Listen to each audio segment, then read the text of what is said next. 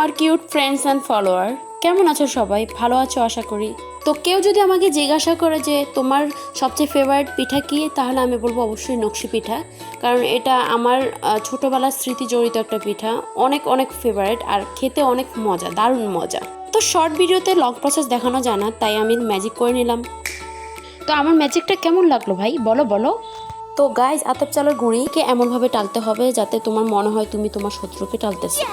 গুঁড়িকে টালার পর টকবগে গরম পানি দিয়ে তোমার শত্রুকে এমনভাবে মলতে হবে যাতে তোমার শত্রু সোজা হয়ে যায়। তারপর আর কি আমার মতো ম্যাজিক করে ডো বানিয়ে ফেলবে। তো এরপর তোমরা খেজুর কাটা, যেটা আনতে অনেক কষ্ট হবে, সেটা দিয়ে সুন্দর করে ডিজাইন করে ফেলবে। তোমাদের হাতের কারিশমা দেখিয়ে ফেলবে, ম্যাজিক করবে।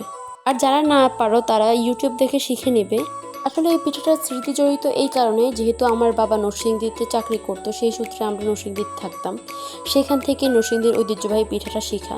ঈদের সময় হলে আমাদের 10-12 কেজির উপরেও এই পিঠাটা তৈরি করা হতো, অনেক স্বাদের পিঠা। তো আজকের মতো এ পর্যন্তই, আমি বিদায় নিচ্ছি। তো আল্লাহ হাফেজ।